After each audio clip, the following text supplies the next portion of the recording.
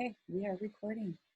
Well, welcome everyone to this edition of Roaring Fork Leadership's Resiliency Experience. Today we have Jeff Munn with us. He's a present-based executive coach. He moved to the Roaring Fork Valley a couple years ago after working in corporate world and from Chicago, both in the finance and legal fields. And he is also a faculty of RFL. He's helped with our academy in supporting decision-making and being present with yourself and helping teams select a project for the betterment of their community. So Jeff, I'm so excited for you to be with us today. Thank you, Andrea. And it's good to see everybody. And if you're watching this on YouTube, I can't see you, but I hope you will enjoy this. I am going to share my screen. I have some materials to go through, and also at some point in this presentation, if I can manage my time effectively, we will have a little bit of a breakout and an exercise, maybe even two exercises that we can all do together.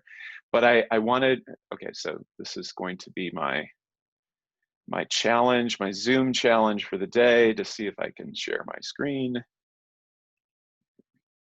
Let's see.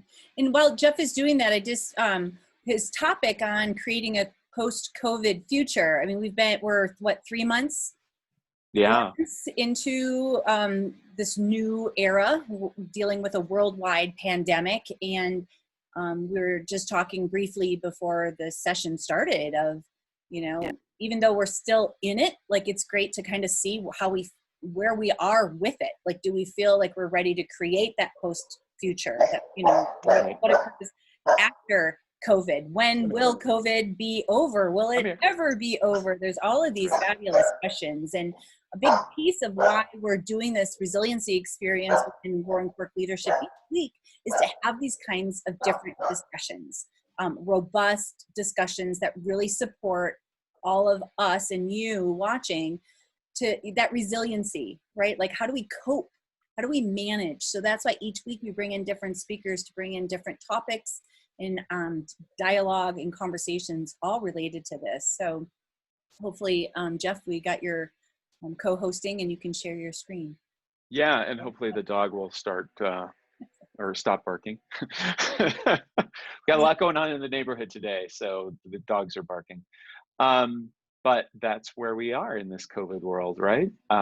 So thank you, Andrea. I think, as I was thinking about resilience and what resilience means, it literally means to bounce back. And I think it can have that idea of going back to the way things are or were. And the more that I talk to people, the more I run into people who actually want to use this time to create something different. They're recognizing that maybe there were some things in their life that were not working the way that they wanted them to. Some people, unfortunately, maybe they have a reduction in hours or a loss of job, and they actually have to think about what's next. But for some people, it's like, yeah, things are, I've got my job, I feel relatively secure, but at the same time, I'm recognizing some things now that I have a little bit more time to reflect. I recognize some things that weren't working all that well, and I'd like to change them. So this presentation is more in that spirit, and we're going to spend some time digging in a little bit, thinking about things from a little bit different perspective, and one perspective that I've been focusing on a lot lately, which I'll tell you more about. I think I can see everyone. So if you want to send a question to Andrea, and Andrea, you can let me know. If you want to just raise your hand, I mean, we're a small group, so let's go ahead and do that if you want to interrupt me or ask a question. Okay? Great. I'll manage the chat. Yeah, so this is our agenda today. So I'm going to tell you a little bit about me and how I got to where I am, but actually that'll be sprinkled throughout the presentation. If you remember, I think, Maureen, you talked about this last week, Maslow's needs hierarchy. And so we're going to refresh that a little bit. And there's actually an interesting book that just came out in the past few months where a guy is rethinking Maslow's needs hierarchy a little bit, and so I'll talk about that. And then we'll talk about the key ingredient, what I believe is the key ingredient to figuring out what's next for people, and it is based on that needs hierarchy. We'll do a little bit of a partner exercise, and then figure out some next steps. So how do we take what we learn about ourselves today into some kind of action for the future? And then finally, how do we all stay connected? I'm putting together some things that I hope people will want to participate in. And I've included a reading list on the last slide. So Andrea, I don't know how you're going to share the materials, but everything that I refer to in here will be part of that reading list. I think, I'm pretty sure about that. So for those that are with us today, it is of course in the chat, so you can just download the document right there. All right.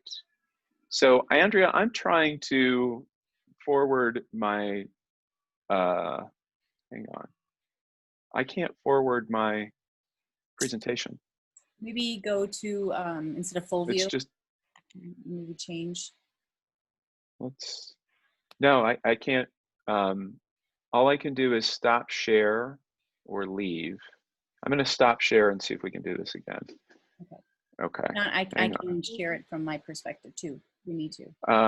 Yeah, I'm not sure what's going on. That wasn't happening before. Great. Hang on, let me see if we can share again. I think it's working for me because I actually can see your entire presentation and move through it. Is that what you're seeing? No, that's the document that's you just opened up from the download. We're trying to do a screen share. Okay. Yep. And Jen, yeah, and if hello, Jen. Hi there. Okay, let's see. Okay, there we go. Okay, now it seems to be working. Okay, so my story real quickly. I mean, I've been a lifelong seeker, meditator, retreat attender, personal improvement junkie. There's a lot of reasons for that, and I will go into that a little bit as we go through the material. Full disclosure, I am a recovering lawyer. And so that's how I got my start in the professional world. Andrea mentioned my years in Chicago, but I spent 13 years in Chicago, 5 of which practicing law at a law firm. And then I was at a consulting firm. And I moved to the DC area in 2000 and was in DC from 2000 to 2017. My last job was with Fidelity Investments. I was doing thought leadership and client engagement work, so helping them figure out their national strategy around how do you engage large employers on topics like employee benefits. How do you get people to save for retirement? How do you get people to think more smartly about their healthcare, that kind of stuff. So I was laid off in a restructuring. My boss and I were laid off on the same day in August of 2016. Coincidentally, I had seen Carbondale for the first time on July 4th of 2016, and through, I mean, that would be a whole presentation in and of itself, all of the coincidences and synchronicities that brought me from DC to Carbondale, and from being an executive in a financial services firm to being a full-time leadership and executive coach, which is what I do today. But as I say, I'll sprinkle a few details in as we go along. But that's my story in a nutshell. So here's what I believe. And I have seen this in myself, and I've seen this in other people. Most people hide. Most people do not fully talk about what they believe in the world. Most people are unfulfilled in their jobs. They're not like fully engaging. Most people are afraid to say what they really believe. So, there may be that elephant in the room that no one's willing to talk about in a meeting. Now it's elephant on a Zoom call. I'm not sure that actually works, but most people hesitate. They think, and we'll get to this in the needs, they think they're staying safe, but I believe they're actually limiting themselves. I have noticed in myself that my capacity to learn and grow and develop and get the things that I want out of life has been almost 100% related to the amount of courage that I've been able to exercise. And so, as I think back in my life, there were a couple key points that were really turning points for me. One was September 11th. I discovered in going through that process that I was not happy in my relationship, and I ended up getting divorced a couple years after September 11th. And I believe that September 11th, it was like this wake up call. It's like, oh, the world is more fragile than I think it is, and I think I might be with the wrong partner. The other thing was obviously the layoff, where my first impulse was to try to find a job doing exactly what I was doing before. I was scared, I was panicked, I wanted that sense of safety. But life had other ideas, and I was going down one path and life was saying no, no, no. And then I tried to go down to another path and life was saying yes, yes, yes to that path. I feel like COVID is going to be one of those times for a lot of people where we just have these fundamental questions. And even 2 weeks ago, it was just the pandemic, right? And now it's all these fundamental questions about Black Lives Matter and justice, and what does a just society look like? So, COVID in a way has led to, it got us all paying attention that these things that are happening in these really fundamental ways, we're probably paying attention to more closely now than if they had happened, and they were happening pre-COVID. But now it's like, what are these big questions that we want to ask? Who do we want to be in our lives going forward? So, all caps, this is one of those times. And I'm curious, just show of hands, I can only see one of your hands, but if that's true for you, let me know if that's true for you. And if you want to, say a comment about that in the chat, got a thumbs up from Jen. Thank you. Privilege comes to mind too, like, right, the big conversation around privilege. Right? Absolutely. What is privilege? We all, no matter what ethnicity, race, it's like there's always some aspects of privilege is one of our filters that I think we can pay attention to, the more awake we can actually be of how we see the world. Yeah, and what was I allowing to happen unconsciously before that I no longer want to allow happen? And how does that play into this bigger question? So I want to talk a little bit about Maslow's hierarchy of needs, and I didn't check, Maureen, against your slide from last week, so these might be a little bit different. But I took this from a book called Transcend: The New Science of Self-Actualization by a gentleman named Scott Barry Kaufman, and he's been studying, like, how do people get fulfilled in the world for many, many years, and he basically put together all the research around this in the framework of some of Maslow's writings before he died. And so he divides the hierarchy into upper needs and lower needs. And the lower needs are, the thing that was triggered in all of us when COVID happened: safety. Like, what the heck is going on? Do I have the food that I need? Do I have a paycheck? Do I have shelter? Where can I go? When do I wear a mask? All of these things, like really fundamental stuff around safety.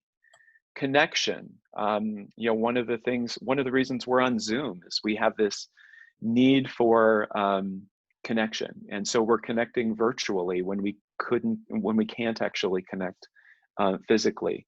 Self-esteem. How do I feel about myself? Do I feel like I have value and worth in the world? And then he talks about what he calls the higher needs. One is exploration, new experiences, learning about myself and about the world.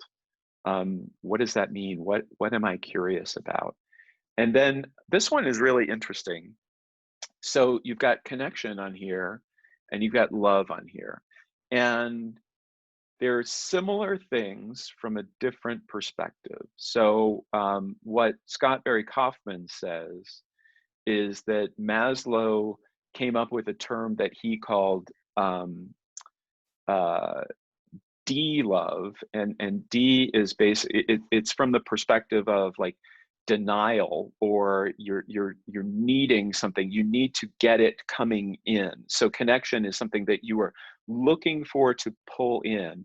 And then he talks about what he calls B love, which is more from a sense of being. And so this love that comes after exploration is more the sense of you have it within you, and the need is to share it with other people. So once I have these lower needs taken care of, then I have enough within myself that I actually need to share my sense of love and connection. And I have it as a reservoir within myself to give to other people. And then the last one, and the one where we're going to focus today, is purpose. So why are you here on this earth? What is it that you uniquely have come here to do that no one else can do? Because you are a unique person with unique skills and talents. And we're going to spend some time with that. So finding and living from purpose. This is my experience. I generally find it true of other people. We'll have a chance to talk about it a little bit more in the exercise with each other, and also potentially after the exercise. But I have found that when I am clear on my purpose, it's like the universe opens up to me. It's like, I don't want to get too mystical, but too many coincidences happened in my move from DC to Carbondale for me to think that this wasn't somehow something that I and the universe created together. I put my house up on the market, just to give you one tiny example.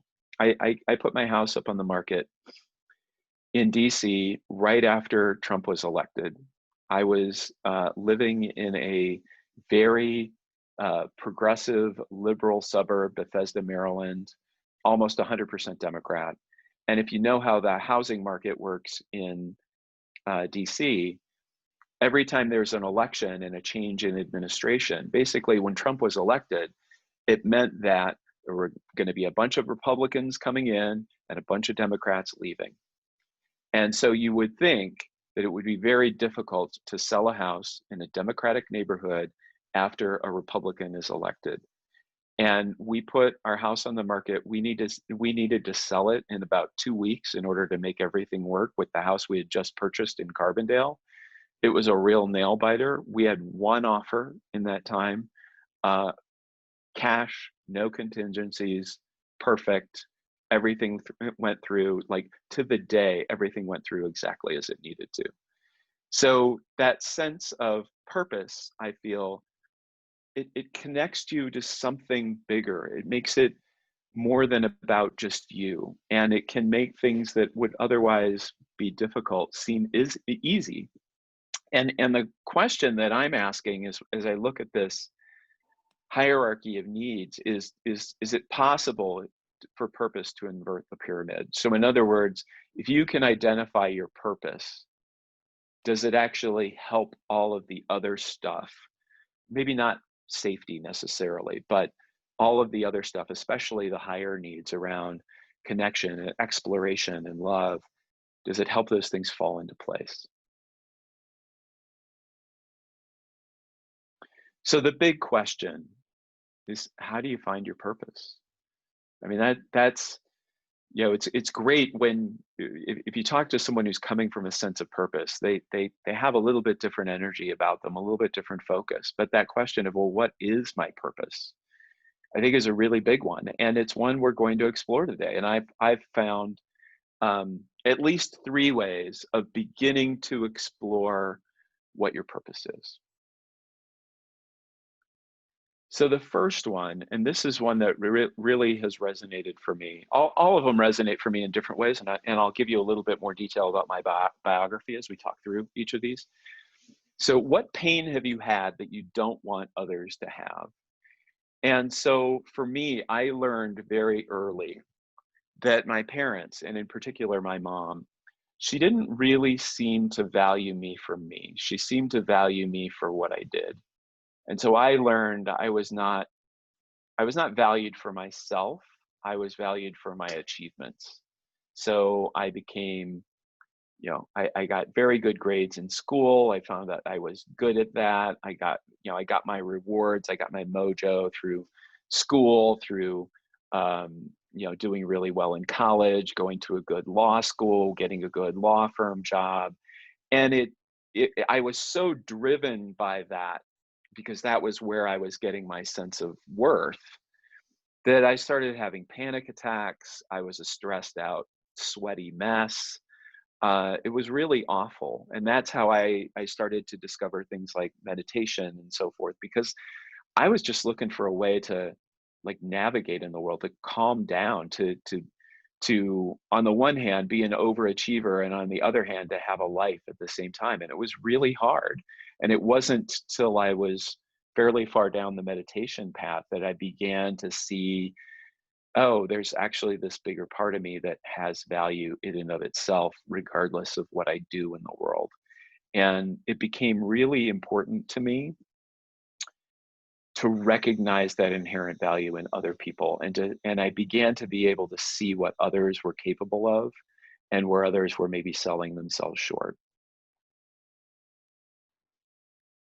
So I went into some of this on the earlier slide 4, what I believe.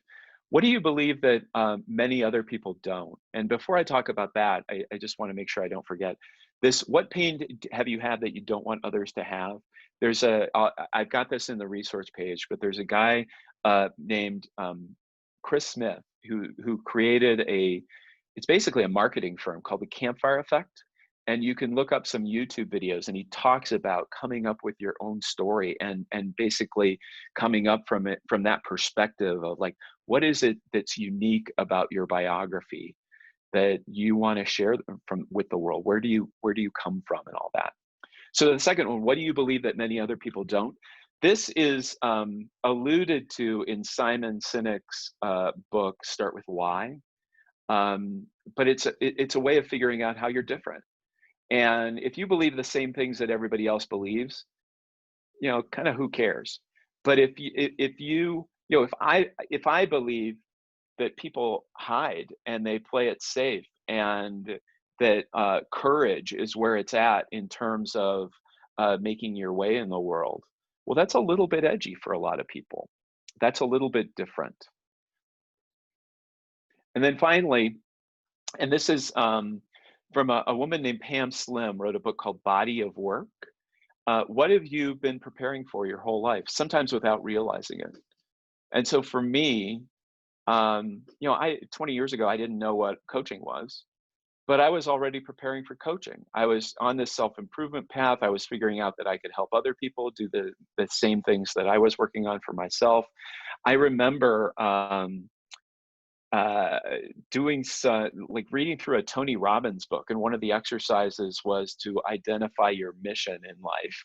And I was managing people for the first time. I was a young lawyer managing a group of lawyers that were all older than me, and I was really uncomfortable with it. But what came to me was I help people see the capabilities in themselves that they don't see. So even 20 years ago, more than 20 years ago, this idea that I could help inspire people to be better than they would be on their own was pretty deep in me. And I was beginning to prepare for my life as a coach without really even having an understanding of what that was. So at this point, we're going to do a little exercise, and I'll tell you what it is, and then do we have 4 people, Andrea? Okay, perfect. So we'll identify. We'll break up into 2 pairs. You will have a virtual partner. So identify one of the questions from the previous page. So here they are again. What pain have you had that you don't want others to have? What do you believe that many other people don't? What have you been preparing for your whole life without realizing it? Just identify one of those questions and talk about it with your partner and see what arises for you. So Andrea, let's take 15 minutes total. So we'll break it like the 7 or 8 minute part. Each one of you will take one question, and you can obviously take a minute or two to introduce yourself and say what's coming up for you today. So we'll take a total of roughly 15 minutes. And each of you, you can talk about the same question, you can each take a different one, but just see what comes up for you and see if it helps you think about what your purpose might be in a way that was different than what you came into this conversation thinking. Okay. All right, so Andrea, can you do the breakout rooms? Yes, I can. We're ready to go. All right. We're not being sent anywhere. By chance, if you do, just come back to the main room. Okay. Total of 15 minutes, and I'll do a announcement at half point. And I'm going to stop sharing right now just to make it easier. Here we go.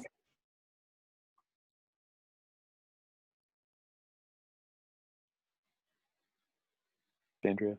Yeah, welcome back, everybody, from the breakout. Hopefully you had some pretty engaging conversations. Jeff and I sure did. Yeah. Does anybody want to share anything anything at all from your conversation? Sure, I will. It was so lovely to talk with Maureen because I've been seeing her all over the place, but now we actually got to connect, which was fun. And I articulated something that I haven't been able to articulate for a while. So I just wanted to share it because I feel like I just had an aha kind of moment. So I was sharing that one of my pains is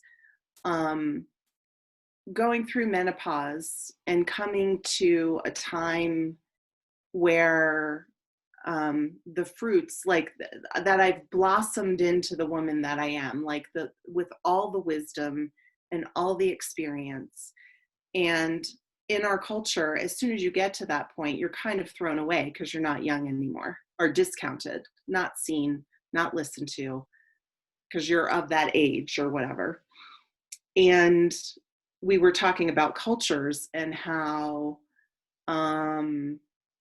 the cultures the wisdom cultures that keep the wisdom keepers alive, and how they kind of function. And so I feel like I'm built for this time. I love that question, Jeff. Thank you so much for it, of what have you been preparing for your whole life?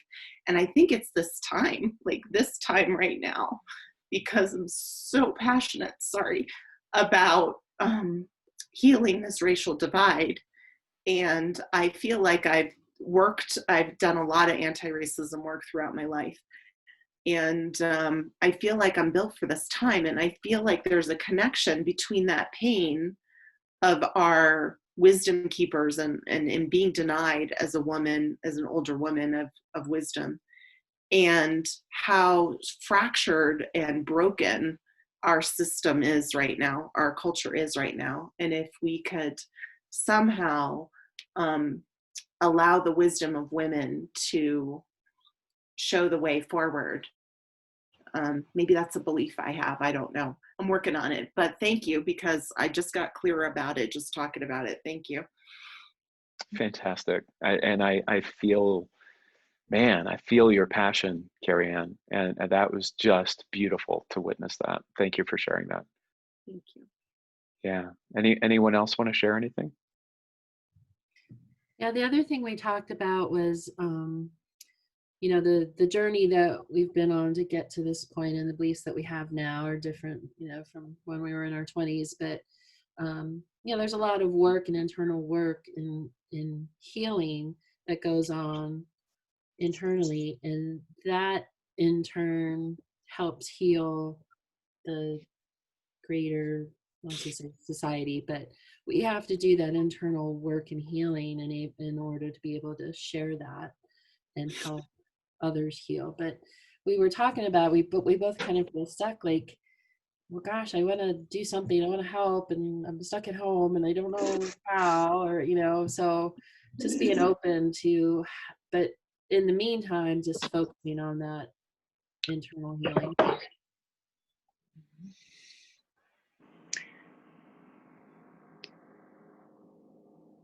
Yeah, and I guess my partner had to go partway through, but can you guys see me? Yep. Yes. Okay. I can't see me. So I don't know. I'm not all together today. I apologize. But no, I think some of the stuff you said earlier, Jeff, just like when you're in line with that purpose, like things just kind of line out. And I think I don't know that my purpose has changed, but I don't know the direction it's going necessarily right now, or like how to do that. I've always been really passionate about connecting people, and my belief is most people are good people, and we just need to connect more. And so just kind of getting more creative around that. I think I'm starting to have more direction than I did at the beginning of the pandemic.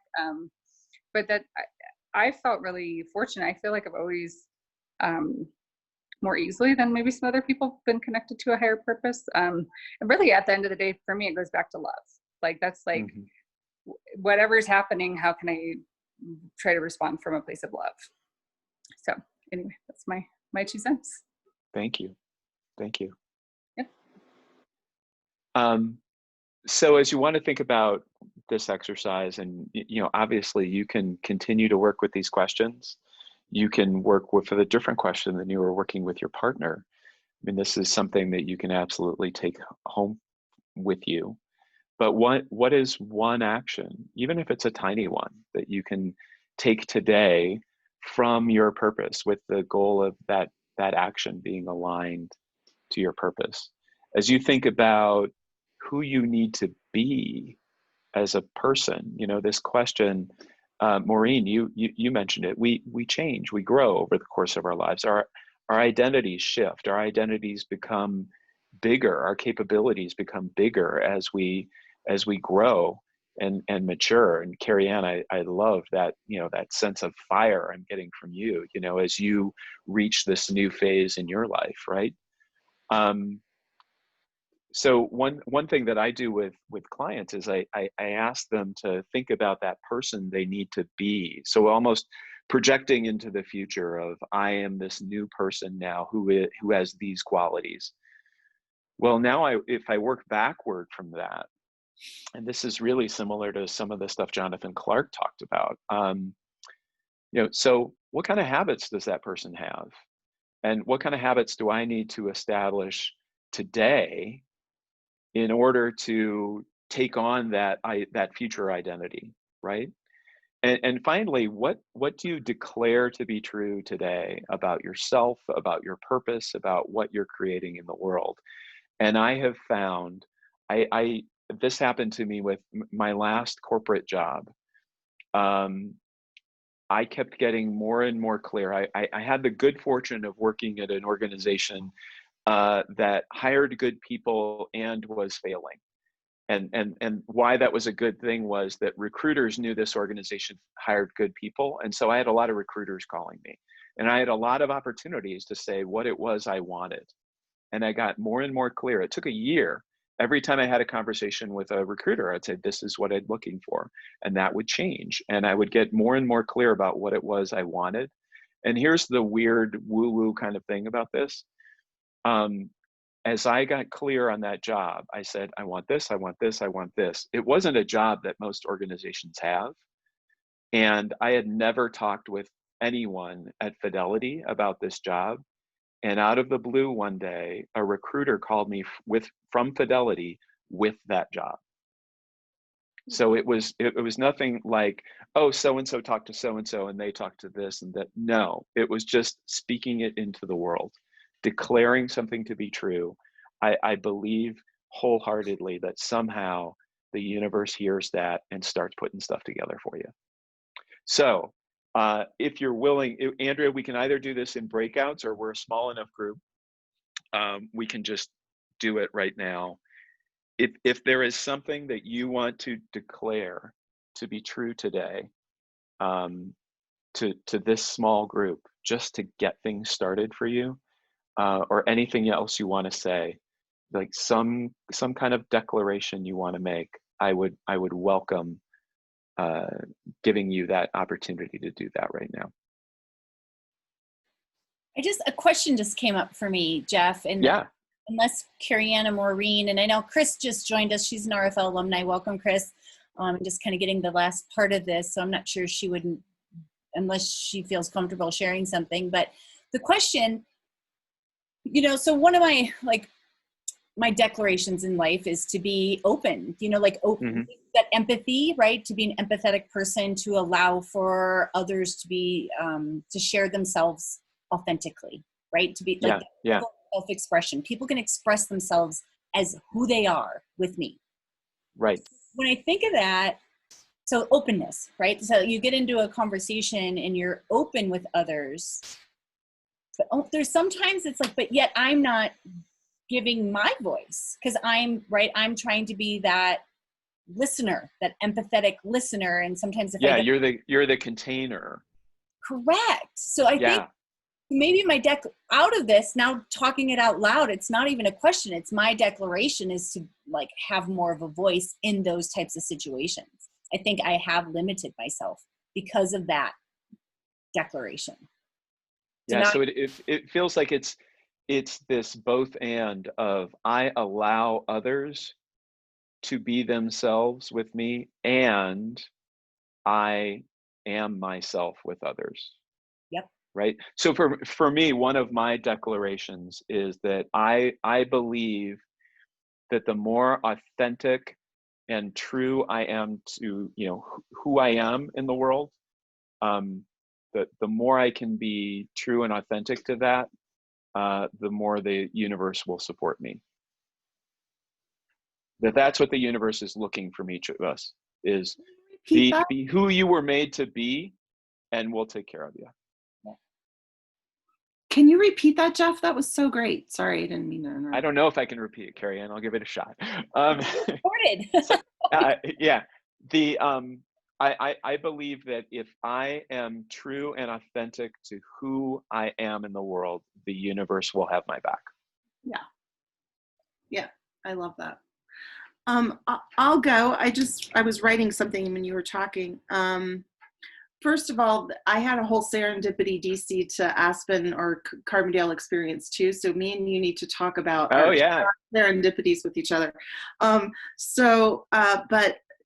I don't know. So I guess my declaration is I will be a leader in healing racism through connecting to my own wisdom and sharing it. Beautiful. And so I guess maybe that's more specific than you're looking for, but I think that... No, that's perfect. Okay. Yeah. Anyone else want to say anything? Every day, right? I need my reminders of my purpose, right? What I stand for, and to hold strong, right? Be courageous in what we declare. Yeah. And when we see things that are not consistent with that, call them out. Right? That's part of this too. Especially when we're talking about things like racism and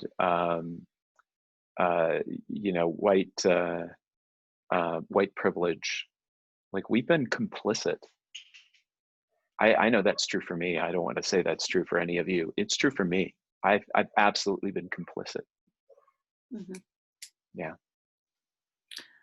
I think that's what the tears are for me, is because when I step into this space, I know that there will be blowback. Mm-hmm. And it's like having the power and the strength and the grace to stand in my truth, and it being in opposition to some people, but that I can do that. And I mean, that's why I've avoided it for so long, is because I don't want to be in conflict with people. But I think now is the time for us to step into conflict if it can bring us to healing down the road. Yeah. Well, thank you for sharing that. And I can't. That's really weird. Can you? Okay, hang on. I'm going to stop sharing and go back again. Maureen, did you have anything to share? We have a few minutes left. Yeah, I mean, the biggest thing that came forward for me is when you were talking about people hiding and playing small. And so I think my intention is to start living like all this stuff that I've been learning and growing, and really start living it to, be more authentic to that. And I apologize, I have to run to another meeting right now, but thank you so much, Jeff. Thank you, Maureen. I love seeing you here. So just this last slide, and Maureen, if you want to drop off, at least grab my email. So I'm creating a group. It's going to be a free group. It's certainly to anyone on this call, but I think it's going to be free just to start finding people who want to create something different from COVID, who are discovering a bigger sense of purpose. I believe that if we can hang out with people who believe that as we do, and make this a normal thing to like put myself out in the world and to support others who do that, instead of the normal 9 to 5 hiding, that we can create some great things in the world. So if you're interested in hearing about that, please send me an email and I'll let you know more information. And that's all I have for today. The reading list is on the next slide. So you've got the last slide if you need it. All right. And I'm going to mute, and you can, because of the dog, so you can. Okay. Thank you, Jeff, so much for this guided conversation. And I love the aha.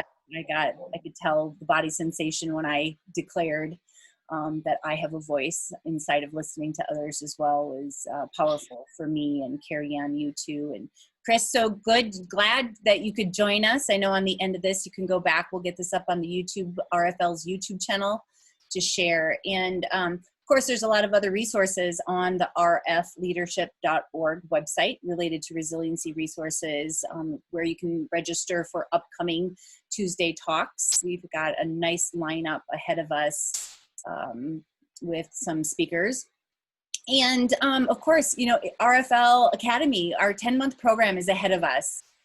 We're looking for applications. We still have some open spots for the next program. Those are due by August 1st. And of course, as alumni that Carrie Ann and Chris are, we would love nominations. If you know of anybody here in the Valley, I would love to get those nominations and start having conversations with those people and give them information about the impact, right? That these types of conversations, being a leader and stepping into your community and being connected and supported and self-actualized and defining your own purpose on a regular basis, I think can be so helpful to, as Jeff mentioned, for us to actually do, right? To be in action in our purposes.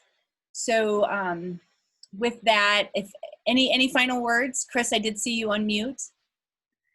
I just wanted to say hi. Sorry I was late. Okay. Summer camp started yesterday. Oh, awesome. So with that, we are complete for today, and I hope to see you at another upcoming resiliency experience in our future. So thank you so much for today. Thank you, everybody. Take care. Thank you.